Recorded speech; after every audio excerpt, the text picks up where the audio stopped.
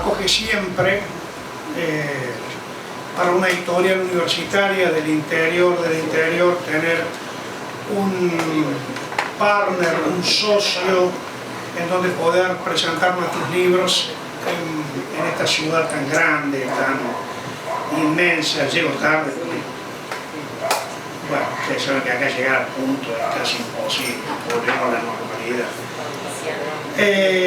Así que en primer lugar agradecerles a ellos, a Nora, que además de autora es una colega muy importante en nuestro catálogo, que ha confiado la edición de este libro en nuestra colección, y a Raquel y Alejandro, que van a oficiar de presentadores hoy de este libro. También cerrando el año, para una editorial universitaria presentar este libro es un acto también de resistencia de algún modo. Así que agradecerle que estemos en esta misma trinchera hoy.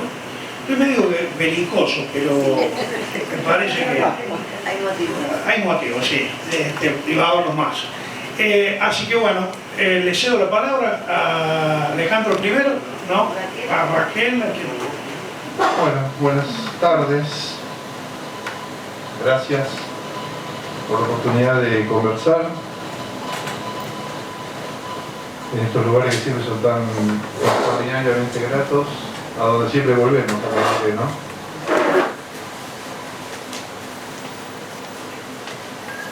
Yo estoy acostumbrado a hablar primero, pero lo voy a hacer porque tengo que entrar en calor, siempre hablo último, ¿viste? No sé qué decir cuando tengo que hablar primero. Por eso dije que hablabas... Salta un poquito. Claro, pero bueno, aceptaremos el lugar. O sea, el testigo es el que se coloca en algún lugar que siempre es indebido, o tenso, insuficiente. Hay que explicarlo. Por eso cada una de las circunstancias que entornan el testimonio plantean algún tipo de problemas, aunque muchas veces no se los enuncia, ¿no? O sea, en nuestra época, el primer lugar que se le aparece al testigo es el jurídico. O sea, casi parece indiscutible que ese sea el lugar del testigo, frente al tribunal, ¿no? Jura decir toda la verdad. O sea que el testigo aparece con el que... Ahí está la relación del testigo con la terceridad, ¿no? Vio algo que no estaba disponible para ser visto, ¿no? O sea, lo que ve el testigo es algo que eventualmente no estaba... el espectador no es un testigo como tal. O sea, que va al teatro a ver una obra, la obra está hecha para que sea vista por el espectador. O sea, el testigo es alguien que no estaba previsto como tal. Alguien que estuvo en una situación y es interpelado o es invitado a dar cuenta de algo que sucedió. Y en primer lugar es el jurídico, el tribunal, que además es el modo argentino en que acontecieron las memorias. La memoria argentina es tribunalicia. Una de las cosas olvidadas es que no fue lo que quiso el movimiento de derechos humanos, que es una de las cosas escamoteadas y olvidadas, es que el destino de la cuestión de memoria no iban a ser los tribunales, iba a ser el Parlamento. El movimiento de derechos humanos quería una investigación parlamentaria, una comisión parlamentaria, y quería una investigación exhaustiva de todo lo que había ocurrido, no juzgar a los culpables específicamente del modo en que ocurrió, porque lo que ocurrió fue que se recortó la perpetración, como bien sabemos y como bien padecemos, porque, digamos, ya durante la dictadura había liberales que defendían derechos humanos, ¿no? Manfred Schoenfeld, el director de Buenos Aires de Gera. Estoy diciendo cosas que todos recordamos porque veo que hay muy pocas personas que no recuerden, o sea, que hayan tenido que leer lo que se lo hayan contado.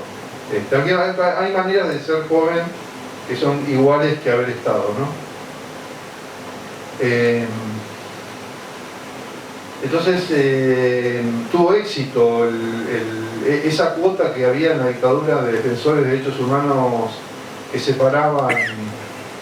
Ahora hubo una pieza audiovisual muy interesante porque estaba Carlos Rodríguez entrevistado por Novarecio, y es para volver, yo la vi una vez, pero es para verla varias veces porque es muy interesante la parte de que les pone toda su crueldad, su completamente brutal crueldad. Y cuando se le menciona la dictadura, porque reivindica a Martínez de Oz, y lo coteja con lo que ocurre ahora y demás, ¿no? Y cuando Novarecio menciona la dictadura, no, pero eso no tiene nada que ver. La vidriera no tiene nada que ver con Martínez de Oz. Siempre nos incomodó el economicismo de la memoria, ¿no? Que también existe, ¿no? Es decir, el funcionalismo respecto a la dictadura. La dictadura ocurrió para que hubiera un plan económico. Eso es otro polo de la simplificación. Pero al mismo tiempo sabemos que hay una conexión, ¿no? Y lo sabemos ahora que es mucho más brutal el modo en que vuelve, ¿no? Todavía Martínez de Oz, al lado de lo que vuelve ahora, es una buena persona casi. Que son inescindibles, no es una suma, no es una suma, es una conjunción inescindible, irreductible, no es una suma, no es que uno corta por acá y entonces juzga esta parte y la otra. No, al contrario, el juicio de los perpetradores es un juicio funcional a la dictadura. Porque además los militares no tienen ningún problema en juzgar a quien se excede, ¿no? Es decir, a quien hace algo indebido. Eso ya está previsto. Lo que no está previsto es todo lo otro. Es decir, el carácter político de la economía, eso no está previsto en ningún lado y así estamos. Así hemos llegado a este punto. Entonces, un punto es la relación testimonio con el tribunal. Y hay otra relación de testimonio que es con la literatura. Que también plantea otro tipo de problema. El testimonio no es la literatura ni la literatura del testimonio en el sentido de lo que aquí se plantea, ¿no es cierto? Yo creo que una virtud humilde o modesta o discreta de Nora es no hacer un ruido con eso, sino problematizarlo, reflexionar, transitar por esa calle de la discusión, ¿no es cierto?, de una forma amable como es ella, pero está esa cuestión, que en el prólogo fue resuelta, en el sentido fuerte de la palabra resolución, fue resuelta, fue dictaminada, digamos, pero es más complicada. De hecho, el libro desmiente al prólogo, uno podría decir, o por lo menos da otra perspectiva, ¿no es cierto? Justamente por eso se la agarra Gonzalo, que es la que establece el canon. Hemos discutido con Sarlo, está el libro eso, ¿no? Es decir, Sarlo hace lo que hace el tribunal, es el tribunal escolar, es el tribunal de la disciplina, ¿no es cierto? Donde hay un tribunal, sea escolar o sea de la justicia, hay meritocracia, hay jerarquía, hay quien hace algo mejor, quien hace algo peor, y el testigo está exento de esas condiciones, en principio, ¿no es cierto? O sea, fíjense que el testigo es cercano a los jurados populares, ¿no? Está fuera del derecho, cualquier persona. En los jurados populares tiene que haber cualquier persona, cualquier ser humano. El testigo es cualquier ser humano, no es alguien que se preparó para nada. Al contrario, el testigo tiene que estar desprevenido. Eso lo contempla también el derecho. Tiene que estar afuera de la audiencia, entrar en el momento sobre el que va a declarar. No tiene que estar influido por ninguna otra circunstancia, ni del tribunal ni de su propia historia. El testigo no puede ser alguien que estudió algo o que conoce algo y entonces va a dar mejor testimonio. No. El testimonio tiene entonces una autonomía. Tiene una autonomía respecto de cómo, dónde, cuándo. Por eso, cualquier autonomía plantea un problema sobre en qué lugar está. Por la interdependencia que existe respecto del poder, de lo social. Así que siempre que hablamos de algo que tiene que estar incondicionado, hay una discusión sobre el lugar. Un lugar tiene alguna situación respecto de lo que lo rodea. ¿Cómo se piensa un lugar autónomo, un lugar incondicionado? Es complicado, porque hay algo al lado. y qué reacción tiene con eso que está al lado. Entonces, esa es la tribulación de Nora con respecto a su propio testimonio, a su propia experiencia, y cómo relatarla tiene que ver con eso.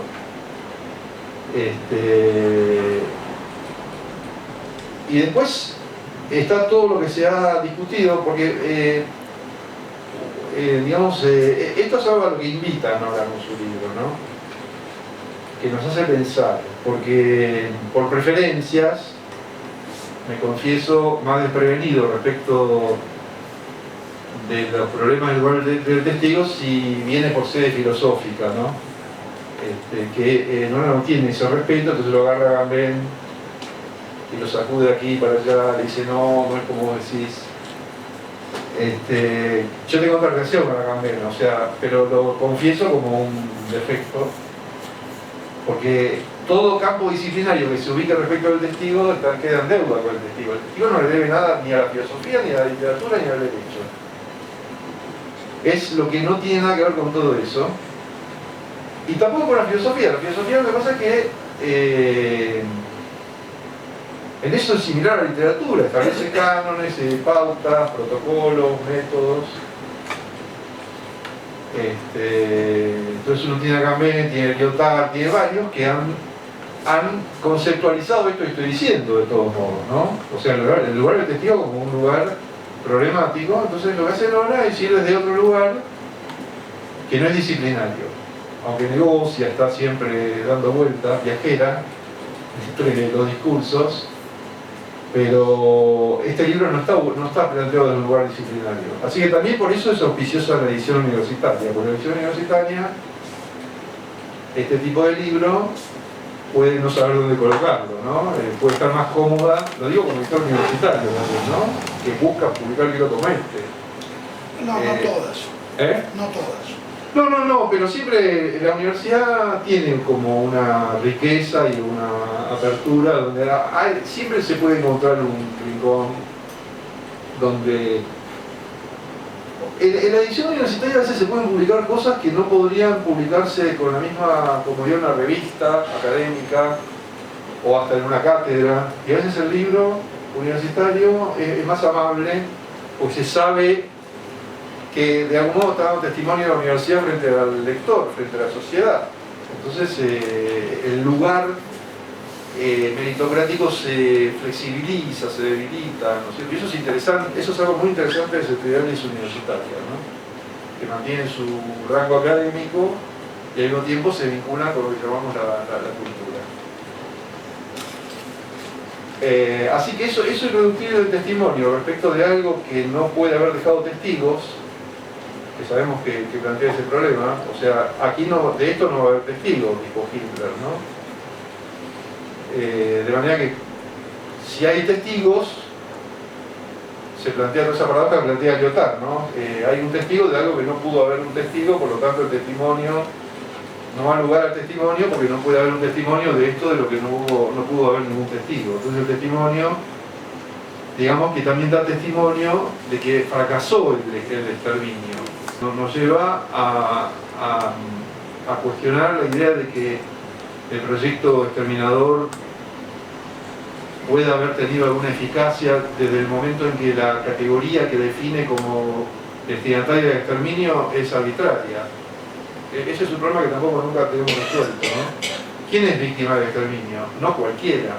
Hay un criterio, pero ese criterio es distópico. ¿Qué son los subversivos? ¿Dónde termina y dónde comienza? Lo que tiene el exterminio, justamente, es que no puede declarar a nadie inocente. O sea, el exterminio es la máquina penitenciaria de Kafka. La culpabilidad es una premisa, todos son culpables. Por eso siempre una manera de ser conformista con el exterminio, que pasaba en la dictadura, era pedir aclaraciones sobre quiénes son los destinatarios. Y eso es lo que pasa más desapercibido, y lo estoy diciendo en términos testimoniales, porque los testimoniales falta, tampoco me quiero extender mucho, pero lo testimonial, nos falta una dimensión del testimonial. Y ahora lo voy a decir, pero quiero mencionar esto. Hay que partir de la premisa de que el exterminio, la categoría destinataria del exterminio no es enunciable. solo la puede denunciar el perpetrador. El perpetrador es el que tiene que decir a quién va a exterminar, no las víctimas. O sea, ninguna víctima puede decir, yo no debería haber sido víctima de este exterminio porque no soy tal o cual cosa. Esto ha sido dicho eventualmente, ha sido dicho, no voy a decir quién, pero hay quien ha dicho, no soy judía, porque me he convertido, porque no creo, por lo que sea, ¿no? No lo voy a decir porque requeriría otra conversación, ¿no? Pero quiero mencionar eso, es decir, las víctimas no pueden decir nada sobre la categoría en la que se las introdujo. Y antes de pasar a esa otra cosa voy a mencionar una sola cuestión. Uno de los hechos más inconclusos de nuestra historia reciente es la conferencia a Videla. Esta es una ocasión para comentarlo. La conferencia de prensa que dio Videla. Porque la conferencia de prensa de Videla, lo peor no fue solamente cuando dijo lo que todos recordamos, el desaparecido no es ni E, ni no es E, si no es un X, todo eso que todos sabemos de memoria, sino que una de las partes terribles fue cuando periodistas de un partido político que se autopercibe ajeno a todo esto, pero que es condición necesaria para que esto hubiese ocurrido y para que se definiera la salida democrática de todo esto, preguntaron, ¿y nosotros? Hicieron esa pregunta.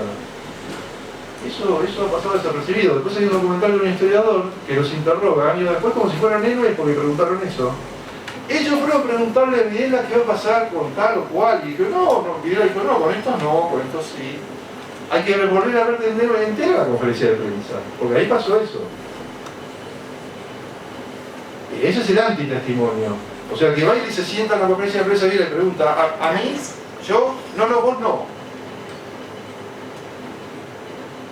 Y que años después eso se lo relate como un hecho virtuoso. Es virtuoso haberle preguntado si se iba a ser víctima o no.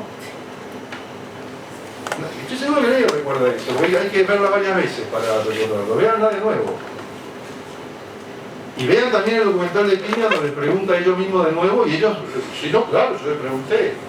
O sea, ahí hay una semilla atroz de lo que es queremos preguntar y de lo que es una pregunta y una conferencia de prensa, de lo que es el periodismo en Argentina y de lo que es la esfera pública en Argentina, una atrocidad absoluta que se sembró en esa conferencia de prensa. O sea, que alguien pregunte si le va a tocar o no, y que digan que no, pues no. O depende de lo que hagas, puede ser, ¿no? Y los peronistas, bueno, depende, responde Videla. Si son buenos, o sea que no es raro que ahora estemos en donde estamos, discutiendo lo que estamos discutiendo, ¿no es cierto? ¿Quién es de bien, quién no es de bien? Empezó hace 44 años, 45 años eso, empezó en ese momento. Bueno, y la cuarta cosa que quiero decir es que la fuente del testimonio es la palabra divina, haber sido hablado por lo sagrado. Esa es la fuente del testimonio, que es diferente a la del mito. O sea, en el origen entre Atenas y Jerusalén de la civilización occidental, el testimonio proviene de una fuente y no tanto de la otra. Porque el mito no requiere un testigo, el mito es constitutivo de una narrativa. Mientras que la fuente de la palabra divina es a través de una voz que ha sido interpelada. Y por lo tanto da cuenta de eso, de modo que puede mentir, puede no creerse, o sea, la configuración del testimonio, en el sentido de aquello que quiso ser exterminado en el siglo XX, porque fue hecho lo que quiso ser exterminado, o sea, quiso ser exterminada la palabra testimonial de la justicia, porque es una palabra de la justicia, no es que me habló un viejo de barro que estaba en el cielo, no es eso, es la palabra de la justicia que se invoca de ese modo, a través de esa experiencia de lo sagrado, que es contingente, porque lo que importa es la cuestión de la justicia. Y también que eso siempre sea lo exterminado, bajo los distintos nombres que haya recibido, incluyendo el nuestro, aquí, porque fue eso, es lo que permite entender que el rugido del león, que en Amós lo que dice es, no temerá quien oiga el rugido del león, para a continuación decir que es la voz del profeta la que se escuchará igual, por razones contrarias. la fuerza de la voz del profeta es como la del león, pero no por la violencia y la amenaza que implica, sino por la debilidad que supone la fuerza de una razón de justicia que no tiene otra fuerza que su voz.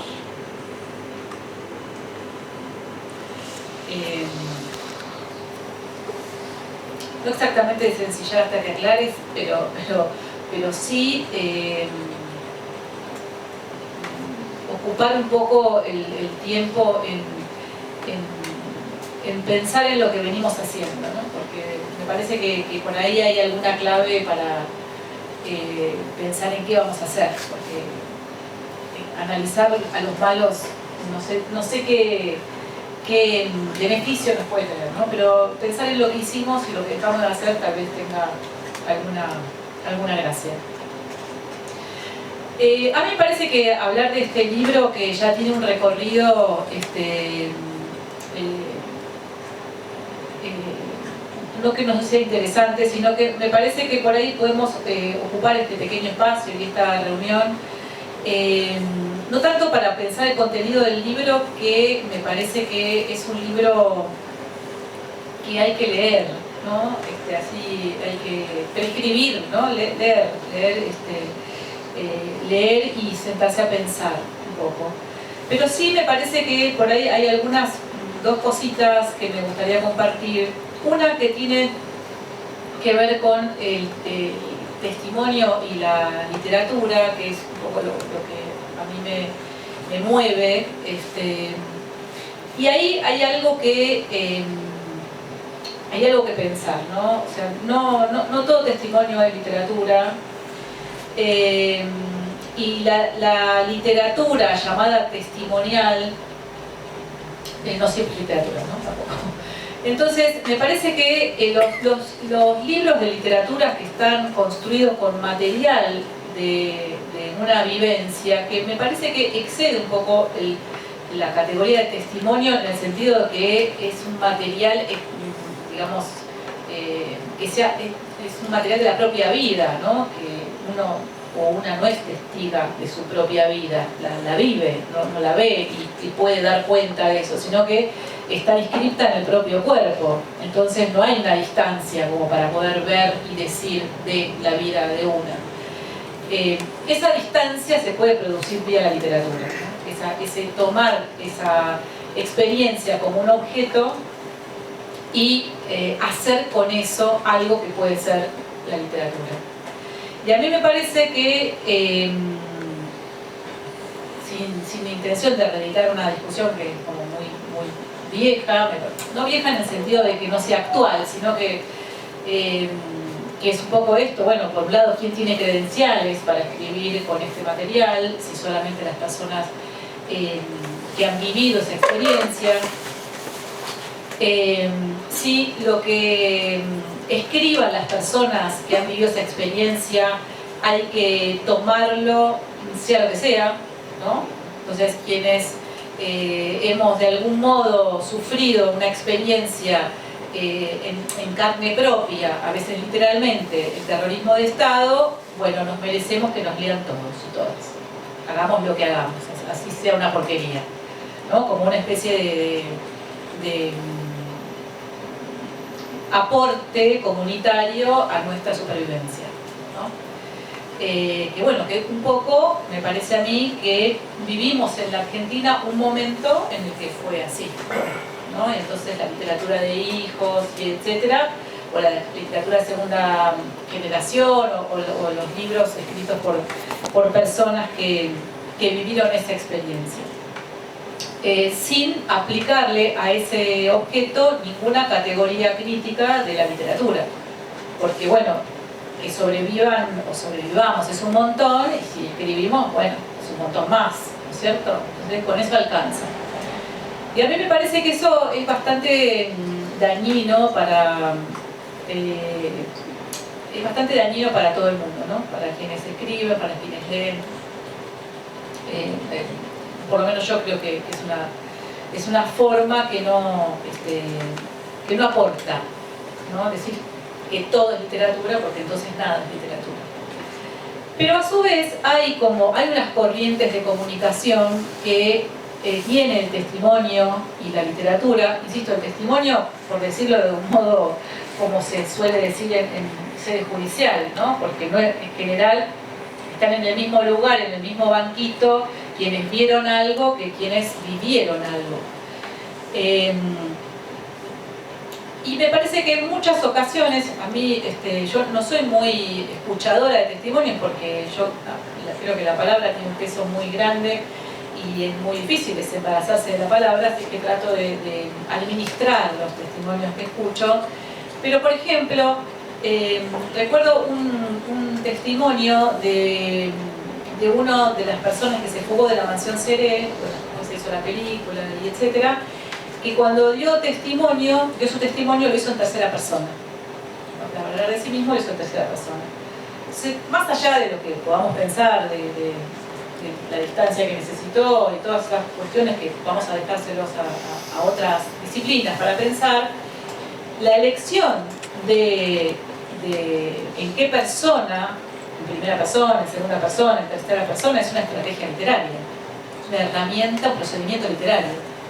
Entonces, por alguna razón, quien dijo ese testimonio supuso o sintió que podía alcanzar mejor a su destinatario hablando o escribiendo en tercera persona.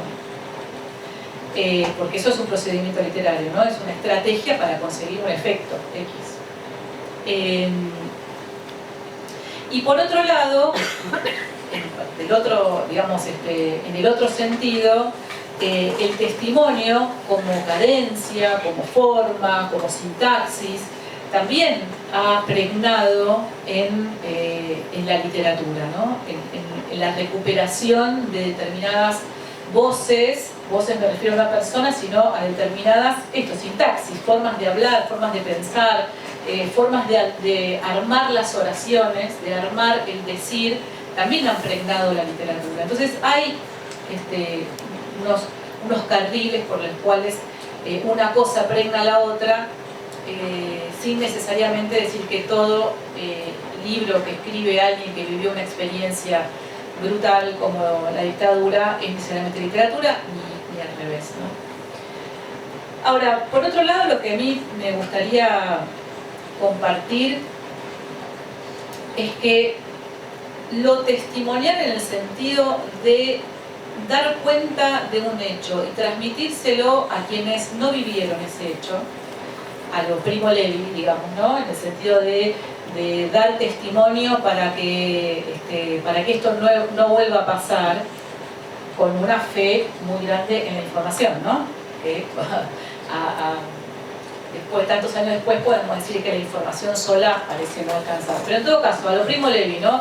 Decir, dar testimonio. Primo Levi vio que fue a millones de escuelas, a millones de lugares, y él decía que escribió un libro porque no le alcanzaba la vida para hacer excursiones a Auschwitz, pero si él hubiera podido, hubiera llevado a los jóvenes para que vieran un campo de concentración. Entonces, que sospecha de los artificios del arte, ¿no? Que abre esa sombra sobre el arte, porque el arte es ambiguo, si no es arte, ¿no? Si una metáfora no es ambigua, no es una metáfora. Entonces, dice, no tenemos con qué soportar esa ambigüedad, porque hay quienes dicen que lo que vivimos no lo vivimos, entonces, bueno, etc. Entonces, si para dar testimonio en ese sentido, de que las nuevas generaciones sepan que pasó lo que pasó, que se vivió lo que efectivamente se vivió, yo creo que sin la literatura, sin el arte, va a ser muy complicado. De hecho, es muy complicado, lo podemos ver en este momento. Y cuando digo literatura, quiero decir, no los libritos que están en esos anaqueles donde hay libros para todo, libros para explicar el divorcio, libros para explicar la dictadura, libros para explicar... Eso es, no sé en qué categoría ponerlo, pero literatura sabemos que no es. ¿Por qué digo esto? Porque la literatura tiene capas, tiene complejidades, tiene texturas. La literatura no, justamente Caperucita Roja, no como nos llega, sino como fue escrita, no tiene una función literaria, sino una función pedagógica. Y la literatura no puede tener una función pedagógica. La literatura tiene una función artística. Como función artística toca, conmueve cosas que la pedagogía no puede ni puede tocar. Entonces la pedagogía, esta cosa pedagógica, que además ha sufrido un nivel de simplificación infumable, a tal punto que se enseña que mucha gente dio la vida por la democracia. Entonces yo creo que estamos en un ámbito como el comercial, para que podamos recordar quién dio la vida por la democracia republicana. ¿Quién fue?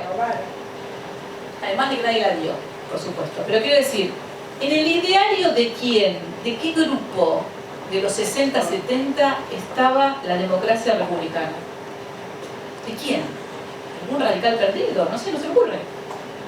Pero yo creo que Karakachov, por ejemplo, desapareció radical, de ninguna manera pensaba que lo ideal era votar cada 4 años. Pero en la escuela tenemos una efeméride, el 24 de marzo, donde ¿de qué se enteran los chicos y las chicas? De todos los libros prohibidos, las canciones que no se podían escuchar, y que gracias a esas personas hoy vivimos en democracia. O sea, es un nivel de simplificación tan pelotuda, tan pelotudizante, que nos da la posibilidad, o les da la posibilidad a este momento de existir. Porque cuando una cosa es tan rígida, como un palito tan rígido, cualquier cosa, por ejemplo, de pronto aparece la novedad, la primicia de que en los 60 y 70 existió la lucha armada. Ellos vienen a contar que existió la lucha armada, porque nosotros no contamos nunca que existió la lucha armada. Entonces, ¿qué pasó con esa gente buena, esos hijos e hijas de las madres de Plaza de Mayo, esas pobres mujeres que perdieron a sus bebés armadas? Bueno, ya es otro plano, ¿cierto? O sea, ya no es tan reivindicable.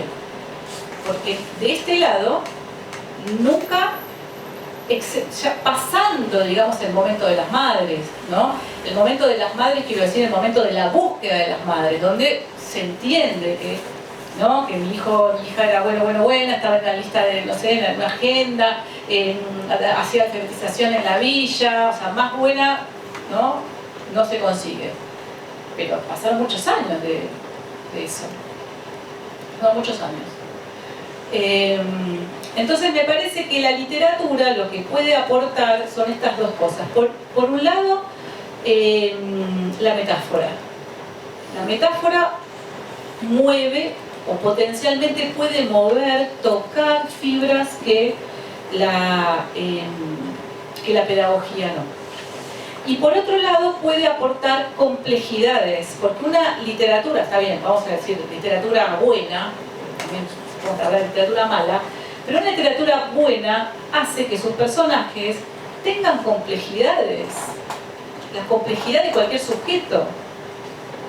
Amén de que podamos decir, bueno, como si leemos El beso de la mujer araña, por ejemplo, y vemos a nuestro personaje, cómo empieza, decimos qué cabeza de termo, ¿no?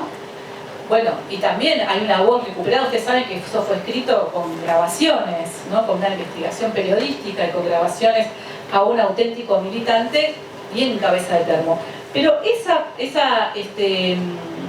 evolución o esa fricción de ese personaje con otras cosas que lo convierte en alguien con otra textura, hace que podamos comprender de otra manera esa entrega, porque podemos empatizar con esa entrega, porque podemos sentir que es alguien que está muy cerca nuestro, porque tenemos esa complejidad, si tenemos suerte, ¿no?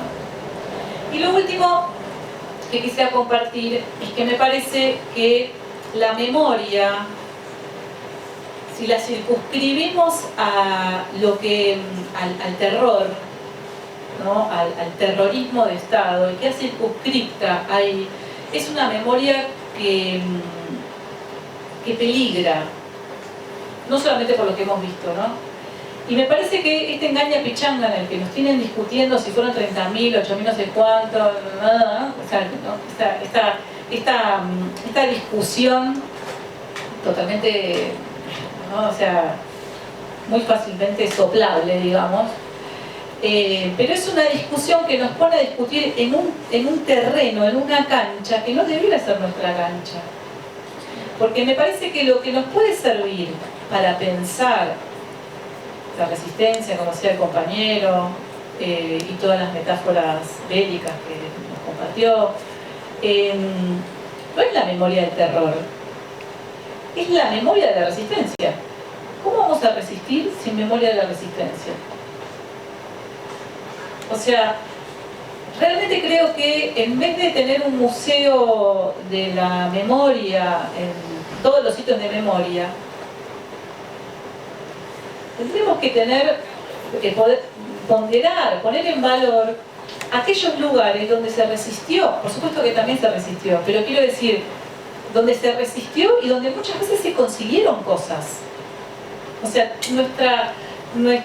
el campo popular tiene una experiencia muy larga de resistencia, de conseguir, de victorias, de derrotas, de no solamente de conseguir y perder objetos, ¿no? Sino también de distintas formas de organización, distintos ensayos, distintas formas de encontrar la vuelta, asamblearias, horizontales, jerárquicas y triangulares, armadas, no armadas. O sea, se viene resistiendo desde la noche de los tiempos, literalmente desde la noche de los tiempos.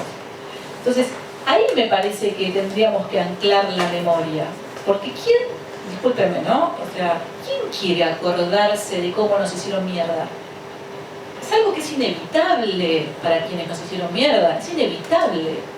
No hay que ser, como dice ese club, no hay que hacer ningún esfuerzo de la memoria. Más bien, cuando el esfuerzo de la vida cotidiana se retrae, eso vuelve. Digamos, los que hemos sufrido eso no tenemos que hacer ningún esfuerzo por recordar. Al contrario, digamos, hay que hacer un esfuerzo por dejarlo caer, para que se convierta en recuerdo, porque si no se convierte en un presente insoportable que no permite la vida. Entonces, ¿realmente queremos imponerle a la gente o proponerle a la gente que recordemos una y otra vez cómo nos hicieron mierda? No porque yo crea que eso haya que olvidarlo, yo creo que eso es inevitable, se va a recordar inevitablemente, es imposible de olvidar, es materialmente imposible. Lo que han logrado es que se olvidara todo lo anterior. En eso perdimos. O sea, todo lo anterior, todo lo que pasó antes de la dictadura, en el campo popular, lo que pasó durante la dictadura, y no solamente en los campos de concentración, sino lo que sucedió, todas esas experiencias de resistencia activa, de resistencia mínima, de detalle, de la política del detalle, de la solidaridad, de la tradición de solidaridad que hay en el campo popular. Entonces, me parece que ahí también la literatura tiene un poder muy grande, que es el de, como dice muchas veces Nora, en los diversos libros, que bueno, yo me los leí todos, así que puedo dar cuenta de esto, es que la historia con mayúscula está compuesta de historias. Y las historias son la historia. Las historias no son la nota al pie de los sociólogos y sociólogas. No son el objeto de estudio para después armar un corpus teórico. Las historias son la historia, son la operacionalización de la historia, cada pequeña historia. Y de eso puede dar cuenta la literatura, de rescatar esas voces, de ponerlas en valor y de ponerlas a rodar otra vez. Entonces, poner a rodar otra vez lo que nos pasó es, por un lado, nos pasó más que la derrota. Nos pasó más. Y la derrota no se circunscribe a los campos de concentración. La derrota, yo me siento muy identificada con lo que acá dijo el compañero, la gran victoria del capitalismo es haber dicho: encarcelamos a los culpables. y que nos quedamos pataleando de este lado. No, pero hay muchos más.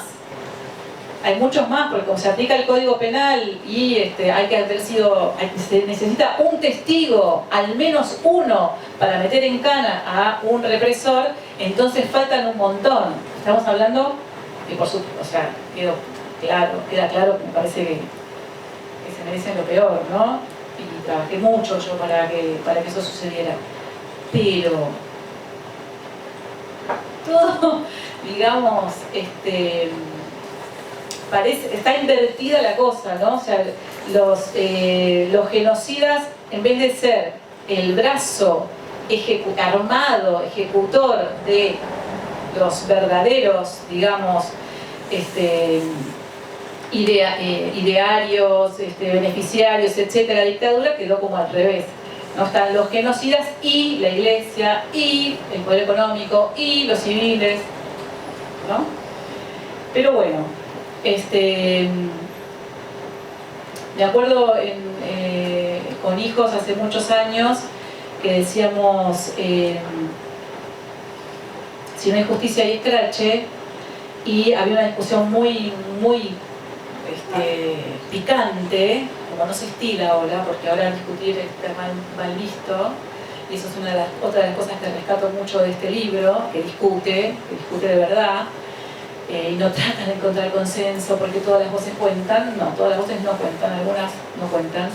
Y la discusión picante era si no hay justicia hay escrache, o si la justicia es el escrache, ¿no? O sea, y en esa discusión, en la que yo en ese momento estaba del lado de si no hay justicia hay escrache, pero lo que estamos buscando es la justicia, pienso con el diario del lunes, ¿cómo esperábamos que un Estado se juzgara a sí mismo en profundidad?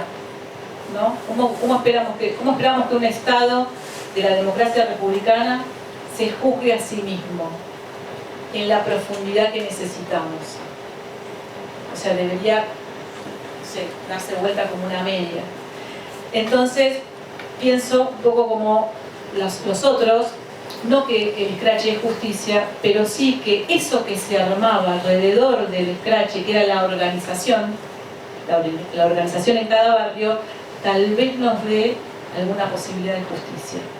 Así que bueno, celebro mucho que a mí me encanta esta editorial. Además hay unos libros increíbles que tiene esta editorial que yo no hay muchas editoriales universitarias que tengan onda, eso también hay que decirlo, y esta es una, la de La Plata es otra, ¿no? Hay algunas como contaditas que tienen no solamente un catálogo, sino que hay una búsqueda estética también, ¿no? Una búsqueda de rescate de cosas. Entonces celebro mucho que este libro dé vueltas y que sea un libro que es picante, en el sentido de que no cierra cosas, que abre cosas, que se hace preguntas, que discute, porque me parece que se viene un momento en el que vamos a tener que amigarnos con la discusión, con el debate, con la revisión y con pensarnos de vuelta y pensar todo de vuelta, ¿no? ¿Qué es un testigo, una testiga? ¿Qué es la memoria? ¿Para qué nos sirve? ¿Qué podemos extractar de nuestra experiencia para contarle a las nuevas generaciones? Para contar relatos que tengan textura, que tengan complejidades y que no le den a la derecha la posibilidad de barrer, ¿no? como la casita del primer chanchito, de un soplido todo lo que hemos construido durante tantos años. Muchas gracias por la invitación. Bueno, yo la verdad que tengo ganas de ser muy breve en este momento, porque quisiera que ustedes participaran y tuvieran la posibilidad de comentar, preguntar y demás. Lo que quiero es también agradecerles a todos ustedes. Voy a igual decir algo. Bueno, Edwin, como dijeron ellos, es un lugar muy acogedor, además, como uno de esos lugares donde uno siempre quiere publicar porque se ocupan, tienen onda y, como acá se dijo, vale la pena que la conozcan. Y bueno, y para decir que en Córdoba hay cosas buenas también. Siempre me contradigo a mí misma. Yo empecé con otro libro que era El arte de no olvidar y traté de agrandarlo, y cuando lo traté de agrandar estaba en desacuerdo con un montón de cosas que había dicho y al final terminé con otro libro. Y ahora mismo, cuando hablaban ustedes, yo me doy cuenta que estoy de acuerdo en acuerdo con los dos. O sea, estoy de acuerdo con el testimonio per se, que lo da cualquiera, y la voz del que testimonia tendría que ser oída, y eso es lo que a mí me llevó a escribir sobre todo esto, ver que el testigo no tenía un lugar en esta sociedad, fuera de los juicios. Vayan a los juicios, declaren. A los juicios no iba todo el mundo, se sacaba un resumen. Lo que era arrinconarnos en un lugar, nadie se enteraba con eso de nada. Después empezaron los videos en la época de la pandemia y un poco más de gente pudo acceder. Pero era la palabra destinada a encarcelar a alguien. Para mí el testimonio iba más allá de eso, tenía que participar de un movimiento cultural que tenía muchas facetas. Y eso era lo que yo veía que faltaba en cuanto al lugar del testimonio. Pero esto del testimonio, de literatura testimonial, también confunde, porque es una palabra que se empezó a instalar, y es cierto también lo que decís, que, bueno, que no todo es literatura testimonial, se supone que es todo lo que construyó la gente que se puso a contar lo que le pasó y acabó en forma de libro. No, pero la literatura es otra cosa. Entonces, ¿cómo combinamos lo del testimonio? ¿Le vamos a exigir a cada testigo que puede escribir literariamente? No, tienen otro lugar. El testigo tiene que ser escuchado, porque además en la voz, sobre todo en la oralidad, hay una cuestión performática que impacta mucho, y a mí me hubiera gustado que todos estos años los testigos hubieran tenido un lugar en la sociedad donde poder transmitir, en lugar de la desconfianza que marcó a la cultura, digamos, a lo conocido, a lo banal que circula. Esa desconfianza se ve en la película que mencionaste. Un solo ejemplo, a Víctor Basterra, que fue prácticamente un héroe, que sacó un montón de materiales de la EMA, con los cuales los juicios pudieron probar un montón de cosas, se lo muestra como prácticamente un colaborador y no se entiende lo que hizo ahí adentro, no se entiende nada. Para dar un ejemplo de cómo esta desconfianza persiste por un montón de motivos, y lo que me llevaba a escribir era tratar de sacar la voz del testigo de esos claustros en los que estuvimos siempre destinados, que eran los juicios, sin desmerecer el hecho de que el juicio, como dijiste vos, hicimos todo lo posible para que funcionaran los juicios. Pero de paso voy a contar que yo la llamé a Raquel cuando ella declaró, porque me impactó mucho la forma en que lo hizo, porque los juicios no esperaban ciertas cosas que los que iban a declarar llegaron a hacer, especialmente la generación de hijos. Y ella declaró, declaraste más de una vez, pero yo te vi en esa. No, declaré una sola vez. Esa vez, bueno, era el juicio por Campo de Mayo, y se hacía en pandemia, o sea que era virtual, y ella le reclama al Estado, dice: ¿dónde están mi papá y mi mamá? Hace 44 años que nos piden, no lo dijiste así, pero hace 44 años que nos piden revolver en nuestro dolor y venir a declarar, cuando ustedes ya saben quiénes son los culpables. ¿Por qué no revisan los archivos? ¿Por qué no hacen algo más? Le reclamó a la justicia, y después se sacó la ropa y tenía el cuerpo marcado con los 500 nombres de los desaparecidos de ese centro clandestino donde desaparecieron sus padres, su papá y su mamá. Entonces me impactó esa performance, porque sacó el discurso, por supuesto formateado por el ritual judicial, lo sacó, lo movió del lugar y les reclamó a aquellos a los cuales nosotros siempre les agradecemos, que hicieron tanto, porque están en la cárcel Videla y demás, les reclamó esto mismo que viene a decir ahora. Bueno, ¿cómo podíamos esperar más? Todo era lento, todo era un presionar por años y años, porque el Estado no se va, tiene un límite. El testimonio que va más allá y le pide al arte herramientas para ser más efectivo, para conmover, para tocar el corazón de la experiencia, como dijo alguien. A mí eso era lo que me importaba, porque si no, no llegamos. A mí también me importa la transmisión, pero no a la Levi, en el sentido de que contemos todo, porque si no se nos va a escapar alguna información. Porque no estábamos en un lugar adecuado para eso. Una vez, y otra anécdota que recuerdo, es que alguien me dio el dato de que uno de estos libros, el de Alicia Parnoy, La Escuelita, se enseñaba por gestión de su editorial en colegios. Entonces conseguí el dato de esa institución estatal y pregunté y lo presenté a ver si esto se podía enseñar en colegios. Y me contestaron en la época, no sé, en la época anterior a esta, hace unos años, me contestaron que no creían que era el material adecuado porque había que enseñarlo con más distancia.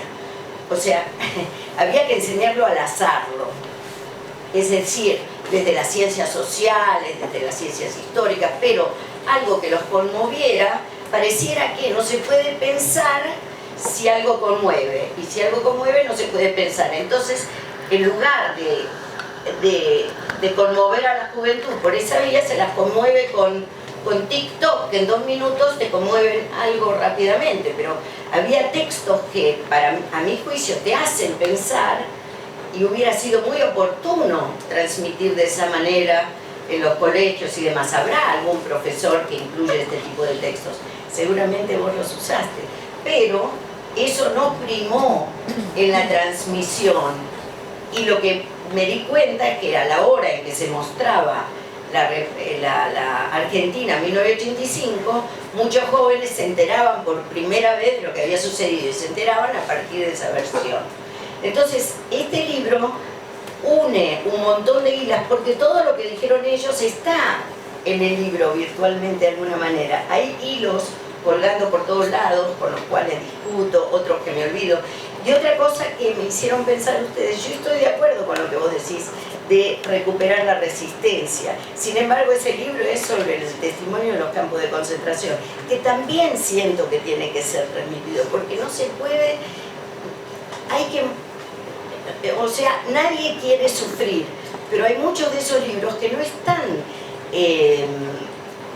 basados en el rasgarse las vestiduras. Entonces, hasta eso se puede contar de otra manera. Y bueno, no tuvimos otro público que el nuestro, nos reunimos siempre entre amigos, los círculos siempre fueron así, y no logramos hacer el puente hacia un más allá que sigue con otras categorías, que no se entera de lo mismo que nos enteramos nosotros. Entonces, nada más decir que ojalá este libro algún día salga por otros vericuetos y lo lean en otros circuitos y pueda hacer pensar, porque la cuestión es que haga pensar. Yo no tengo razón, yo estoy en desacuerdo conmigo misma. Si lo leo ahora voy a decir, ah no, pero yo pensaba esto, ahora pienso algo distinto. Ese es el punto. Así que gracias por dejarnos pensar hoy acá en esta mesa, y ojalá que ustedes quieran comentar algo, preguntar, en fin, acotar, así participamos todos. Muchas gracias.